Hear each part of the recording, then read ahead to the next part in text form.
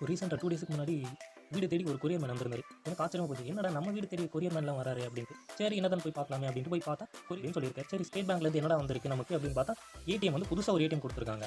ஏன்டா நமக்குலாம் புதுசாக ஏடிஎம் அதான் இருக்குது யூஸ் பண்ணிட்டு தானே இருக்கேன் அப்படின்ட்டு நான் பார்த்துட்டே இருந்தேன். பார்த்தா நான் என்னன்னா ஏடிஎம் வந்து எக்ஸ்பைரி ஆக போகுது. இன்னும் ஒரு மந்த் இருக்குது. ஸோ அந்த ஒரு மந்த்துக்குள்ளே எக்ஸ்பைரி ஆக போகுது.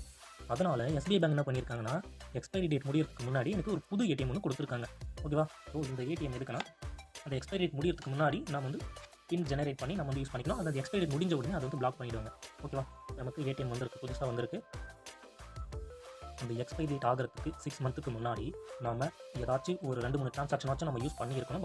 நம்ம ட்ரான்சாக்ஷனாச்சும் நம்ம பண்ணியிருக்கணும். அப்போ தான் வந்து அந்த ஏடிஎம் கார்டை வந்து எஸ்பிஐ வந்து இஷ்யூ பண்ணுவாங்க. எஸ்பிஐன்ட்டில் பேசிக்காகவே ஒரு ஏடிஎம்மோட ப்ரொசீஜர் அதுதான். ஒரு 6 மந்த்துக்கு முன்னாடி நம்ம வந்து நம்ம பேங்க் அக்கௌண்ட்லேருந்து ட்ரான்சாக்ஷன் நடந்துகிட்டே இருந்தால், அக்கௌண்ட் யூஸ் பண்ணிக்கிட்டே இருந்தால், இந்த மாதிரி அவங்களே எந்த பேங்காக இருந்தாலும் அவங்களே வந்து ஒரு 2 மந்த் இல்லைனா 1 மந்த்துக்கு முன்னாடி இல்லை அதுக்கு முன்னாடி கூட வர சான்சஸ் இருக்குது.